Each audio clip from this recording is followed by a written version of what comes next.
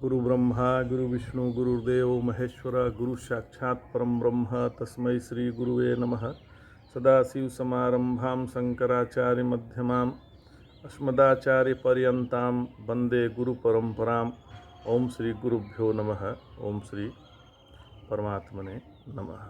हम लोग जनक याज्ञवल्क्य संवाद पढ़ रहे हैं जो श्री गुरुदेव द्वारा लिखित है एवं बृहदारण्यक उपनिषद पर आधारित है।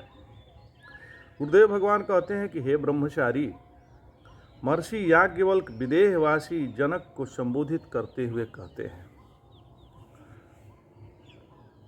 हे भूमिपाल, श्रुति ने कहा है कि जीव अपने कर्मों सहित वहीं जाता है जहाँ उसका लिंग अर्थात मन अत्यधिक आसक्त होता है।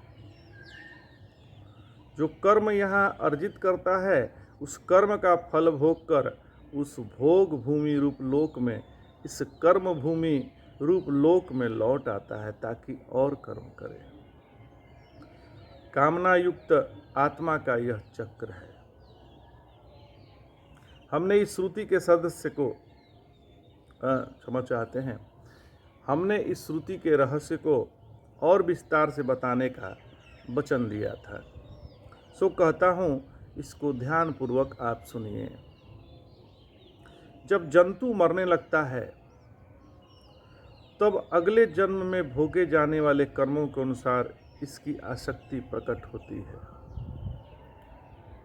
जैसा पूर्व में बता चुके हैं, उस समय जंतु ब्रह्मलोक, स्वर्ग, भूमि, नरक आदि जहाँ कहीं की ओर आकृष्ट होता है, जिस ओर वह आकृष्ट होता है, मरकर उसी जगह स्थूल शरीर प्राप्त करता है। पापवश नरक की ओर भी आकर्षण होता है, यह कह चुके हैं। देखा भी जाता है कि लोग अच्छे भले रास्ते छोड़कर ऐसे मार्ग अपनाते हैं जो स्पष्ट ही दुखद है। लिंग देह को लिए हुए प्राणी जब जन्मांतर की ओर जाता है तब कर्म उसके साथ जाते हैं। यदि जीव के सत्कर्म फलोन्मुख है तो वह स्वर्गादि में आसक्त होता है, जिससे मरकर वह देवतादि शरीर पाता है। स्वर्गादि में कर्म फल भोग कर जब आगे बढ़ता है तब पुनः फलोन्मुख कर्मानुसार पृथ्वी या अन्य लोकों में जन्म प्राप्त करता है।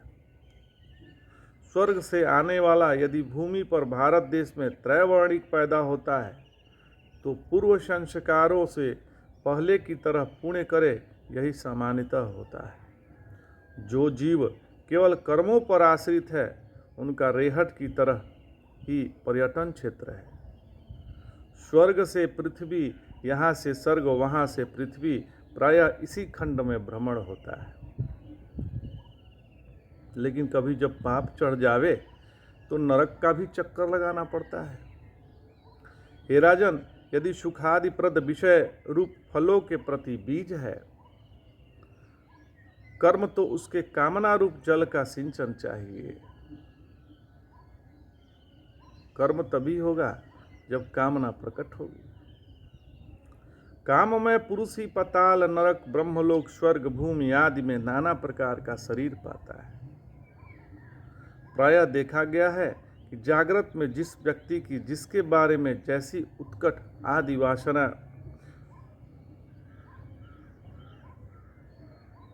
अर्थात रागादि संस्कार होती है, स्वप्न में वह वैसा ही शरीर प्राप्त करता है। यहाँ जागृत उसी दिन का नहीं समझना चाहिए जिस रात सपना आता है। यहाँ तो महर्षि कह रहे हैं कि सपने का निर्माण प्रमुखतः उन वासनाओं से होता है जो जागृत में बटोरी हुई है। क्योंकि निर्माण है इसलिए हूबहू पूर्वा दृष्टा देखी ऐसा नहीं, किंतु जो दिखता है उसका कारण पूर्वानुभूत वासनाएं ही हैं। जैसे मिट्टी है तो नए नए बर्तन बना सकते हैं, ऐसे वासनाओं से सपने में नए नए विषय बन जाते हैं।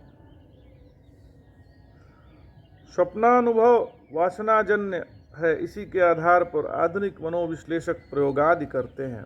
उन्हें इस दृष्टि से भी विचार करना चाहिए कि यहाँ जीव के रचनात्मक भी प्रकट होती है। श्रुति भगवती उसे वहाँ कर्ता बताती है, न कि केवल भोक्तृता।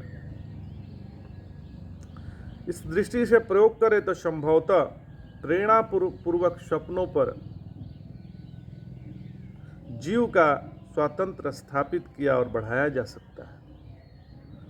सपनों में जब स्वतंत्रता होगी तो जागृत में भी वह आएगी ही, क्योंकि मानस शारीरिक रोगों के अनुसंधान व्यक्त कर रहे हैं कि मानस और बाह्य जगत में कम से कम जीव अर्थात शरीरदारी के परिप्रेक्ष्य में कोई ऐसा दृष्टि विभाजन नहीं है जो दोनों को पृथक रख सके।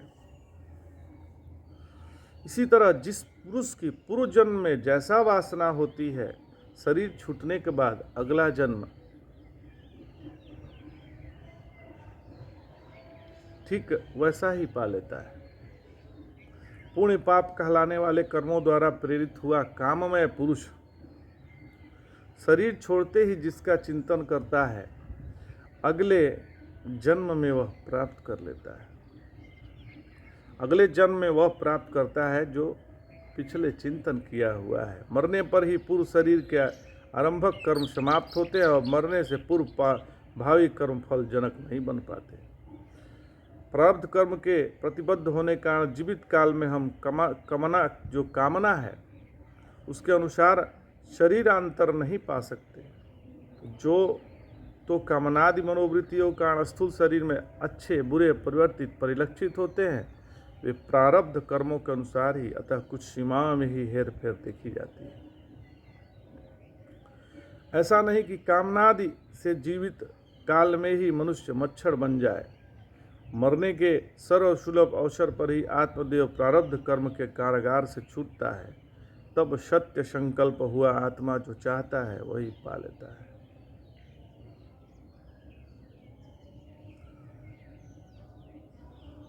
तो तस्तु जीव का कारावास इतना दीर्घ है कि कारागृह बदलते हैं, उसकी सजा समाप्त नहीं हो पाती। प्रारब्ध के जेल में भर्ती हो जाता है, क्योंकि मरते समय की यह इच्छा कर्मानुसार है, इसलिए पूरी होती है। इतने से ही जीव को तब सत्य संकल्प कह दिया जाता है। जैसे नट अपनी स्वतंत्र तत्कालिक इच्छा से नाना प्रकार का शरीर धारण कर लेता है, वैसे ही संसारी आत्मा अपनी मरणकालिक इच्छा से शरीर पा लेता है। इसलिए हे राजन, कामना जिसका मूल है, उस संसार चक्र का यह हाल है। कामी को कामपूर्ति के अनुकूल कर्तव्य के बारे में निश्चय होता है। निश्चय वाला जैसा कर्म होता है, कर्म से एकत्र सामग्री के अनुसार वह फिर कामना वाला बन जाता है। यो यह संसार चक्र चल रहा है, तो कर्ता से भोक्ता भीतरी है, ततः कर्ता ततो भोक्ता गुहा शेयम परंपरा।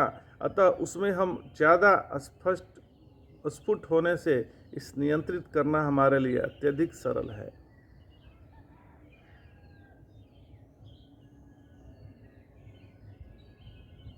यद्यपि कामना से कर्मों पर नियंत्रित की तरह कर्मों से कामनाओं पर नियंत्रण भी देखा जाता है।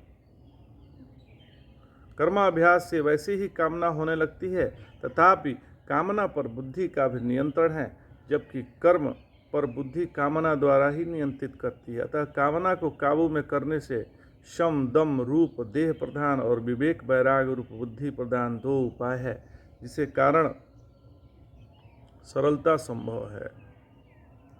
अध्यात्म शास्त्र चक्र रोकने की दृष्टि से प्रधानता का निर्धारण करता है, अतः कामना ही प्रधान है। चित्त में दो तरह के संस्कार होते हैं, एक होते हैं कर्मजन्य और दूसरा होता है ज्ञानजन्य। कर्मजन्य संस्कार कर्मफल भोगवाने के अनुकूल शुभ अशुभ इच्छाएं जंतु के मानस में पैदा करते हैं। ज्ञानजन्य संस्कारों का पता इच्छा के अनुसार चलता है, अर्थात इष्ट के अनुकूल जो कर्तव्यादि है उनके ज्ञान की धारा वे संस्कार बहाते हैं। तो तात्पर्य है कि ज्ञान संस्कारों पर निर्भर करता है कि हम किसे इष्ट समझें, और इष्ट विषय इच्छा के उद्बोधन में कारण कर्म पुण्य होगा तो मिलने वाले की इच्छा होगी, पाप हुआ तो उसकी इच्छा होगी जिसे मिलना नहीं है। तो भावी अर्थात कर्तव्य के निश्चय अनुसार जंतु शुभ या अशुभ कर्म करता है, जिसके फलस्वरूप पुनः अच्छी बुरी इच्छाएं होती है। इस तरह शरीर उत्पन्न हुआ चुकने पर भी कामना है ही इस निश्चय कर नामक क्रतु का कारण समझनी चाहिए। तो जो कर्म का आरंभ करता है, अतः इस संसार के प्रति कामना जिसे इच्छा भी करती है, कारण उस कामना को तृप्त करने वाला कुछ नहीं है। तो आज इतना ही। जय जय शंकर, हर हर शंकर, नमामि शंकर, भजामि शंकर, नमः पार्वती पतये, हर हर महादेव।